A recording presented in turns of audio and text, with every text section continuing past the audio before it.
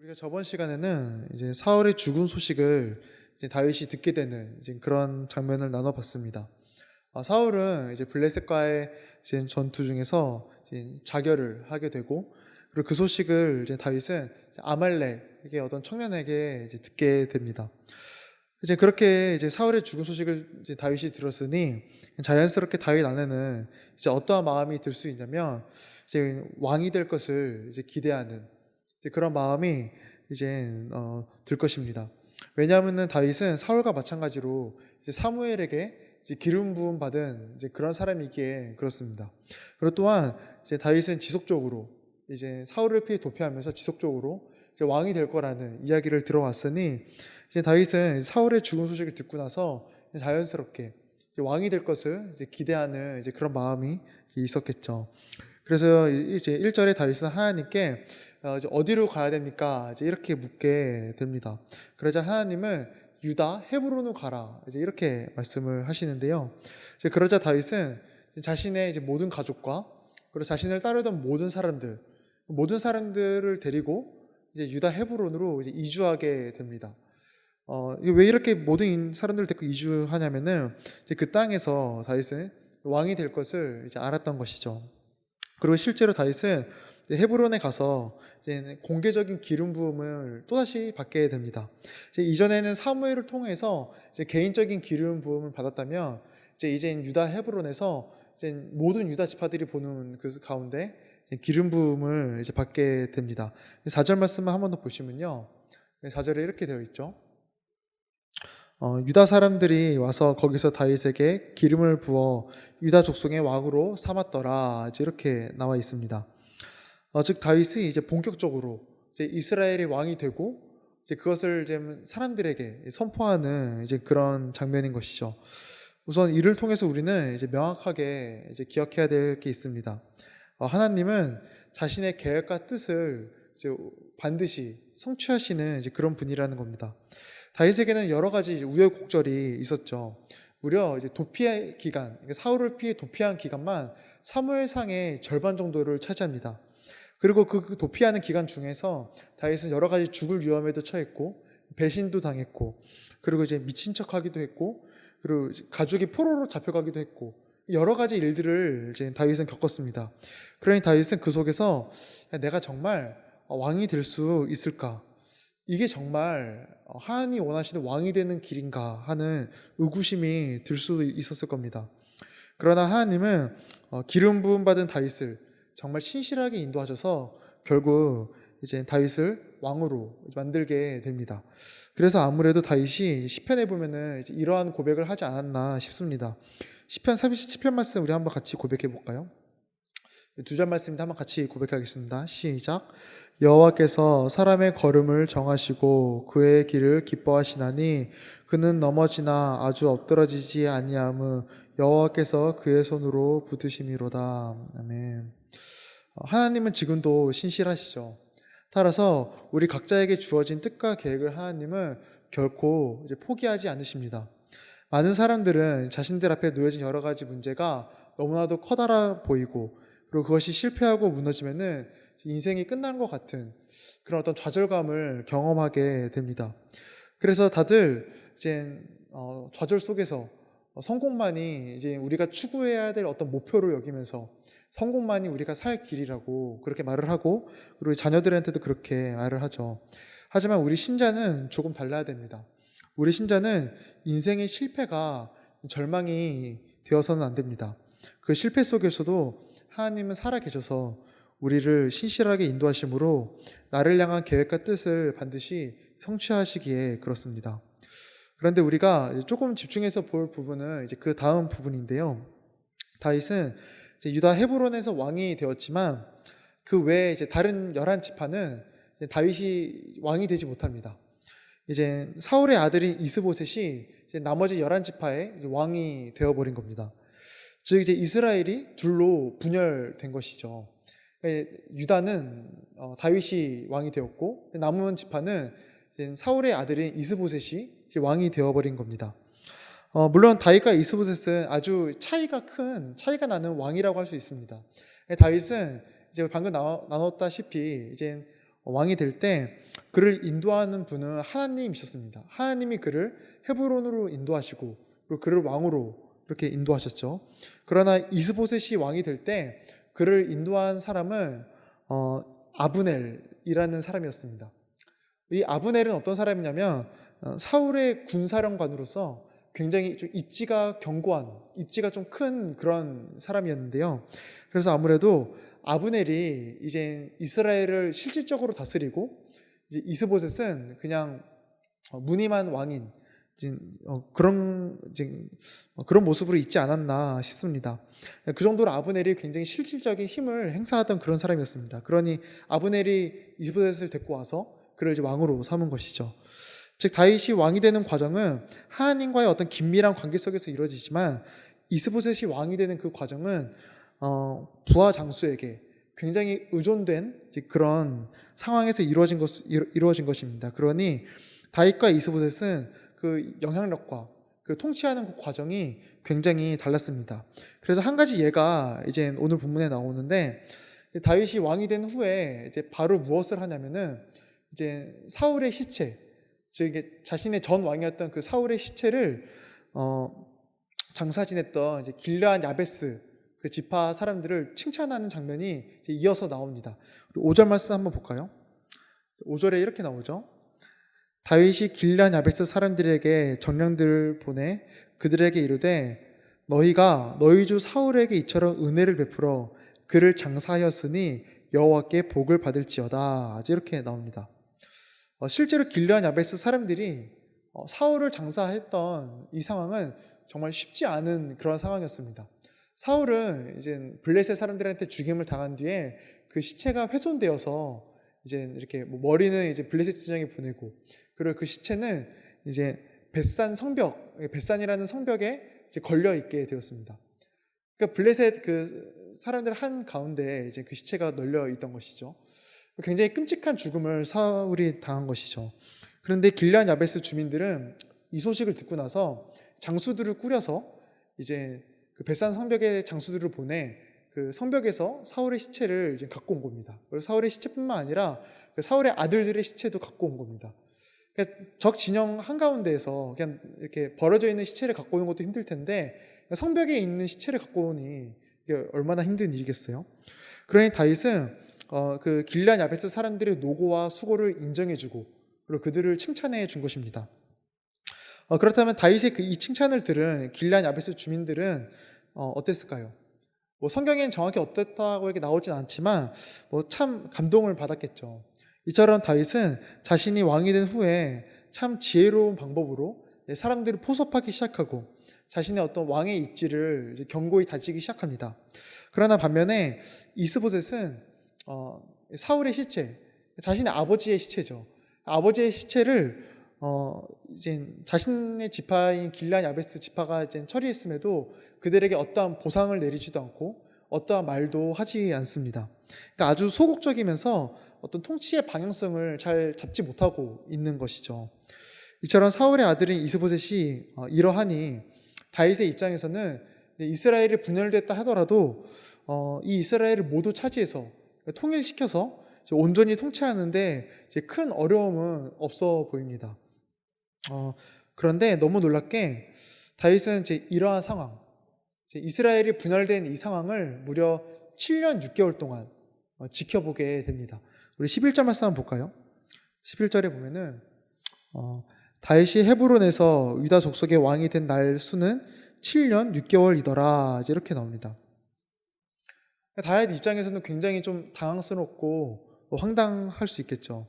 하나님의 부르심에 따라서 헤브론에 가서 왕이 되었지만 다윗은 유다 지파만 7년 6개월을 이제 다스리신 겁니다.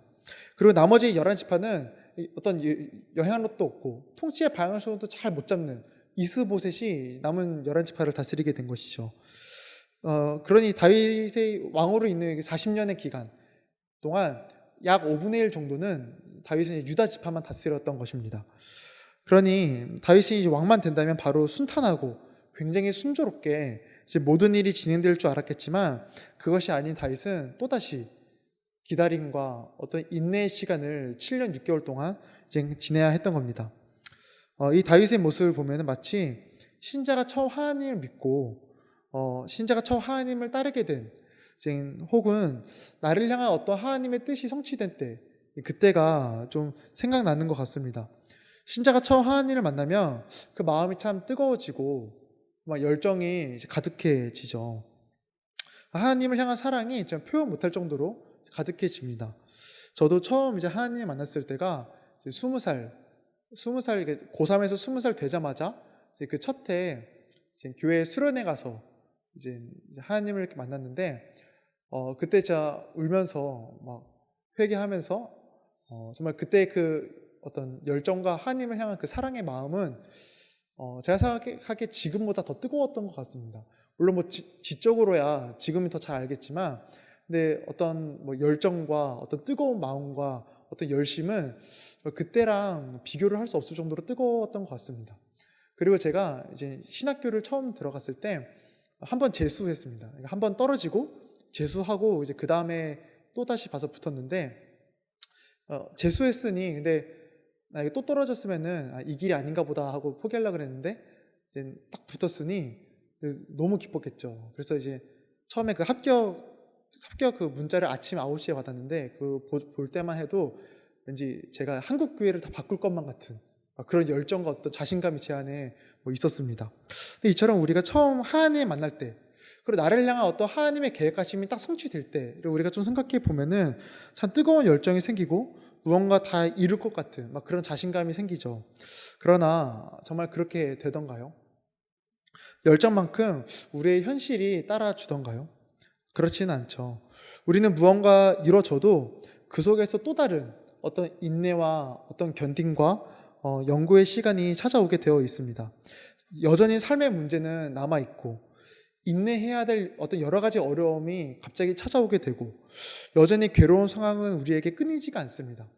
그래서 내 현실의 문제가 이 신앙 안에서 해결이 안 될 수도 있겠구나라는 어떤 의구심이 우리는 들기도 합니다. 마치 다윗과 같습니다. 긴 도피 시간이 끝나고, 수십 년의 도피 시간이 끝나고 드디어 왕이 됐지만 다윗은 또다시 기다림과 어떤 인내의 시간이 찾아온 것입니다. 우리 신자도 하나님을 만나 그 은혜의 세계 안에 들어왔지만 또다시 우리는 긴 어떤 기다림의 시간이 찾아옵니다. 그러다 보면 어떻게 되냐면, 많은 신자들이 열정을 잃어버리게 되고 하나님을 향한 어떤 열심을 잃고 식어져 가는 것을 경험하게 됩니다. 그럼에도 하나님은 늘 우리 신자에게 인내와 기다림을 요구하십니다. 우리로서는 이해가 안 되죠. 사람은 사랑이라고 하면은 즉각적인 것을 원합니다. 그게 사람의 사랑입니다. 우리가 뭐 우리의 자식을 사랑할 때만 해도 그렇죠. 우리는 사랑할 때 즉각적인 변화와 즉각적인 반응을 원합니다. 그게 사람의 본성이고 사람의 사랑입니다. 우리는 인내하고 기다리는 것을 본성적으로 싫어합니다. 인내와 기다림을 어떻게 지는 걸로 여기고 손해보는 걸로 여기고, 때로는 인내해야 된다는 사실이 너무 답답하기도 하는 게 우리의 본성입니다. 그러나 하나님은 신자가 인내하며 기다리기를 원하십니다. 그게 하나님의 사랑이십니다. 하나님의 사랑은 우리랑 참 달라서 늘 자신의 자녀에게 기다리고 인내할 것을 요구합니다. 그래서 성경의 역사를 처음부터 쭉 보면은 신자는 인내와 기다림의 역사라고 해도 과언이 아닙니다. 우선 아담과 하와가 그러했습니다.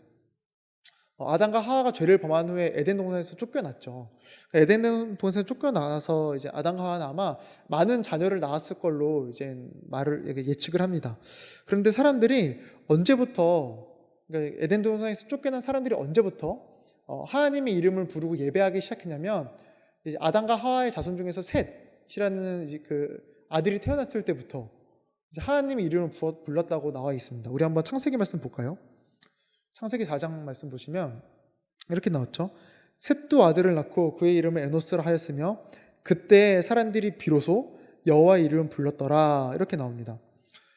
그런데 성경에 보면 아담과 하와가 이 셋을 낳았을 때가 몇 살이라고 나왔냐면 130살이라고 나옵니다. 그러니 아담과 하와는 자신의 죄로 인해서 이제 에덴 동산에서 쫓겨난 후 무려 130년 동안 자신의 자녀들이 하나님의 이름을 부르며 예배하는 광경을 못 본 것이죠. 비로소 130년이 지난 후에 이제 하나님 예배하는 모습을 보게 된 겁니다. 그러니 이들에게 130년은 어떤 인내와 기다림의 시간이었겠죠. 또한 이제 구약 시대의 선지자들도 그러합니다. 선지자들은 늘 도대체 언제 하나님께서 이 땅을 심판하실 건지, 그리고 또 도대체 언제 하나님께서 이 땅을 회복하실 건지 늘 그것을 하나님께 이제 물었습니다. 그런데 그때마다 하나님은 늘 선지자들한테 하신 말씀은 기다리고 기다려라, 이 말을 하셨습니다. 그리고 또 하박국 말씀도 한번 볼까요? 하박국 말씀 보시면 이렇게 말씀하시죠. 이 묵시는 정한 때가 있나니, 하나님의 때가 있다라는 것이죠. 그러면서 그 종말이 속히 이르겠고 결코 거짓되지 아니하리라. 비록 더딜지라도 기다리라. 지체되지 않고 반드시 응하리라. 이렇게 나옵니다. 그리고 또한 예수님의 제자들도 그러했습니다. 예수님의 제자들은 고난과 어떤가 환난과 역경 속에서 늘 참고 견뎠죠. 복음을 전하면서 매도 맞고 옥에도 갇히고 배반도 당하고 했지만 그들은 늘 인내하고 복음을 전하면서 견뎠습니다. 물론 제자들에게도 소망은 있었습니다. 예수님께서 다시 오실 거란 어떤 재림의 소망은 이제 있었는데요. 언제 오실지 모르지만 우리 주님께서 반드시 이 땅에 다시 오실 것이다 라는 그 소망 하나로 늘 인내하며 또 견뎠습니다. 그래도 야고보서 말씀도 한번 볼까요? 네, 또 이렇게 나오죠. 그러므로 형제들아 주께서 강림하시기까지 길이 참으라, 이렇게 나옵니다. 그리고 또 이제 마지막으로 요한계시록에도 보면은 이제 짐승의 표를 받으면 안 된다, 이런 장면이 나옵니다. 짐승의 표를 이제 받아야만 이제 사람들이 먹고 살 수 있는데 신자는 절대 짐승의 표를 받지 말아라, 이제 이렇게 요한계시록에 나오는데요. 물론 이 표는 요즘에 이제 떠도는 말처럼 어떤 바코드나 베리치 이런 거는 결코 아닙니다. 그냥 상징적인 표현일 뿐입니다. 그러니까 그리스도를 통해서 거듭나지 않고 죄의 종으로 사는 그런 사람들을 상징적으로 짐승의 표를 받았다, 이렇게 말할 뿐이지 요즘에 말을 하는 것처럼 베리치, 바코드 이런 거라는 전혀 상관은 없습니다. 그런데 성경을 보면은 짐승의 표를 못 받으면은 먹고 살기 힘들다 이렇게 나오는데 그런 거 받지 말아라 이렇게 하면서 어떤 해법을 말하지 않고 이렇게 말을 합니다. 요한계시록 14장 말씀, 우리 이 말씀 한번 같이 읽어볼까요? 같이 읽겠습니다. 시작. 성도들의 인내가 여기 있나니 그들은 하나님의 계명과 예수에 대한 믿음을 지키는 자니라. 아멘. 이처럼 성경은 늘 신자에게 인내와 그리고 기다림을 요구합니다. 그렇다면은 그 인내의 시간 통해서, 그 기다림의 시간 속에서 우리 신자는 어떻게 살아야 될까요? 오늘 본문을 보면 하나의 이야기가 더 나오는데요. 바로 그 이스보셋의 신하인, 아까 잠깐 나왔던 아브넬, 그 아브넬과 다윗의 신하인 요압, 이 둘 사이에 작은 전쟁 이야기가 나옵니다. 이 둘은 처음에 이제 기브온 목가에서 만났다 이렇게 나오는데, 이 기브온 목가는 이제 위치상 이제 유다와 이제 남은 지파 그 경계이거든요. 그러니까 아무래도 이 둘은 우연히 이렇게 순찰을 하다가, 그 경계 지역을 순찰을 하다가 우연히 만난 거로 예측을 합니다. 그런데 이 둘은 처음에 만나자마자 무엇을 하냐면 전투가 아닌 12명씩 우리가 서로 뽑아서 지금 겨루게 하자, 이런 내용이 나옵니다. 우리 14절 말씀 볼까요? 14절에 이렇게 나오죠. 아브넬이 요압에게 이르되 원하건대 청년들에게 일어나서 우리 앞에서 겨루게 하자. 요압이 이르되 일어나게 하자 하매, 이렇게 나옵니다. 근데 이 겨루다라는 이제 단어가 원어로 보면 이제 놀다라는 의미가 포함되어 이제 있거든요. 그래서 이제 몇몇 학자들은 아마 이제 전투가 아니라 처음에 이제 각 진영에서 12명씩 뽑아서 어떤 게임 같은 거, 어떤 겨루기 같은 그런 거를 했을 거다, 이렇게 대부분 유축합니다. 그런데 아무래도 이 12명씩 뭘 했든 이제 12명씩 나와서 서로 겨루기를 했는데 좀 분위기가 과열되어서 서로 이제 창으로 찌르고 이제 머리를 잡게 되는 그런 상황까지 펼쳐집니다. 그렇게 이제 작은 전투가 길앗 목가에서 일어나게 되는데요. 그런데 이 전투의 결과를 성경은 이제 이렇게 말하고 있습니다. 30절과 31절 말씀 보시면 전투의 결과가 이렇게 나오는데요. 요압이 아브넬 쫓기를 그치고 돌아와 무리를 다 모으니 다윗의 신복 중에 19명과 아사엘이 없어졌으나, 19명과 이제 아사엘, 그러니까 20명이죠. 다윗 진영에서는 20명이 죽은 겁니다. 그리고 31절 보시면 다윗의 신복들이 베냐민과 아브넬에게 속한 자들을 쳐서 360명을 죽였더라 이렇게 나옵니다. 그러니까 다윗 진영에서는 20명이 전사하고 그리고 사울의 진영에서는 360명이 전사한 겁니다. 18배 이상 차이나게 승리를 거둔 것이죠. 물론 이제 아주 큰 거대한 승리라고 할 수 없을지라도 아주 작은 승리를 다윗이 차지한 겁니다. 그리고 아무래도 이런 소소한 전쟁과 이러한 소소한 승리를 다윗의 진영이 계속했던 거로 이제 보입니다. 그래서 이제 사무엘상 3장 1절에 보면은 이렇게 이제 성경에서 말을 하는데요. 우리 이 말씀 같이 한번 고백해 보겠습니다. 시작. 사울의 집과 다윗의 집 사이에 전쟁이 오래매 다윗은 점점 강하여 가고 사울의 집은 점점 약하여 가니라 이렇게 나옵니다. 즉 다윗은 작지만 아주 확실한 승리를 지속적으로 얻으면서 그 입지를 점점 굳건하게 한 거고, 그리고 반대로 사울은 이제 점점 힘을 잃게 된 겁니다. 그렇게 다윗은 이제 7년 6개월이라는 인내의 시간 동안 작은 승리를 지속적으로 이제 경험한 것입니다. 이처럼 우리도 마찬가지를 할 수 있습니다. 성도는 인내하며 기다리는 가운데 잘 견딜 수 있는 비결은 현재 내 삶 속에서 하나님께서 이루신 그 소소한 승리에 주목하는 것입니다. 우리는 인생을 살면서 사실 수도 없이 많은 것을 경험하게 되죠. 그런데 그때마다 하나님의 인도하심에 감사하며 그리고 내 삶 속에서 말씀으로 승리한 그 작은 것에 우리는 조금 주목할 필요가 있다는 겁니다.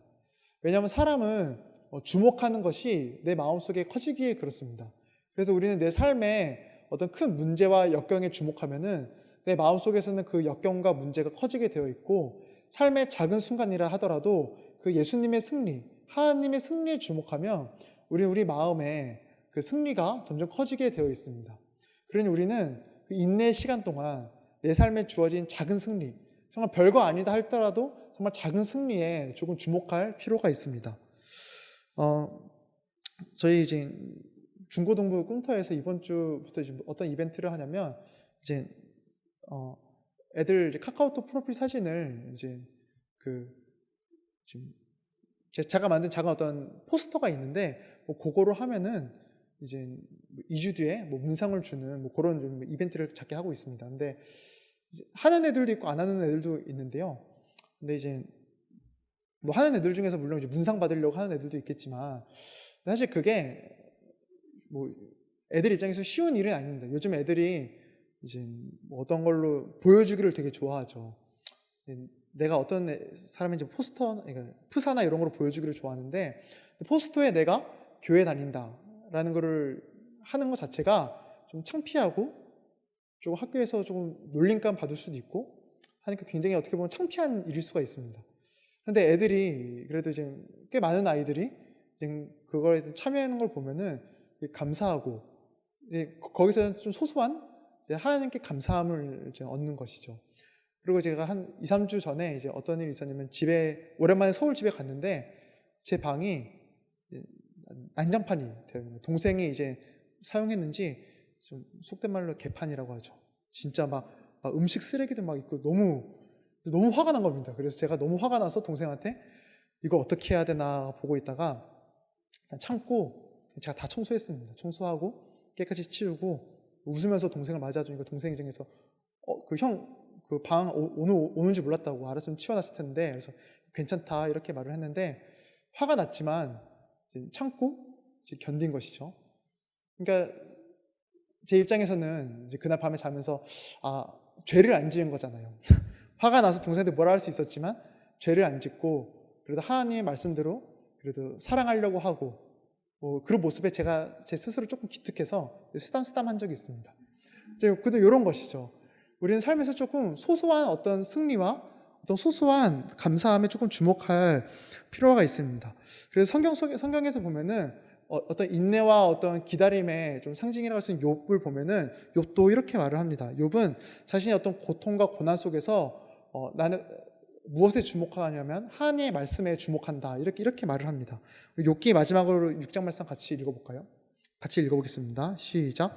그러할지라도 내가 오히려 위로를 받고 그칠 줄 모르는 고통 가운데서도 기뻐하는 것은 내가 거룩하신 이의 말씀을 거역하지 아니하였음이라. 아멘.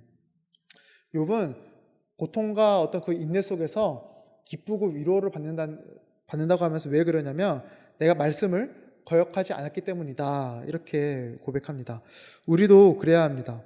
이 힘들고 지치는 기다림과 인내 시간 동안 우리가 힘써야 될 것은 세상에서 내가 겪은 어떤 어려운 일들에 주목하는 것이 아니라 매 순간 나와 함께 계셔서 나를 지키고 인도하시는 그 예수님, 나를 삶의 작은 일에서 승리하게 하신 그 예수님, 그 예수님의 일하심에 조금 주목할 필요가 있습니다.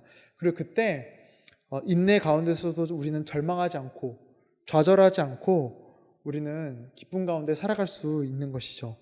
그래서 더 나아가서 다윗이 점점 강대해졌던 것과 같이 우리 또한 단련되며 그렇게 하나님의 자녀로 성숙해져 가는 것입니다. 요즘에 유행하는 말 중에서 이제 소확행이라는 말이 있습니다. 소확행. 소소하지만 확실한 행복이라는 말인데요. 뭐 회사가 힘들어도 이제 퇴근하면서 먹는 작은 커피 한 잔, 소소하지만 확실하게 누리는 뭐 그 행복 하나. 그리고 아이들이 학교가 너무 힘들지만 이제 학교가 끝나고 집에 가면서 편의점에서 들려서 먹는 작은 과자 하나. 소소하지만 확실한 행복이죠. 이런 소소하지만 확실한 행복. 우리는 요거를 좀 뭐 누려야 된다. 뭐 이런 말인데요.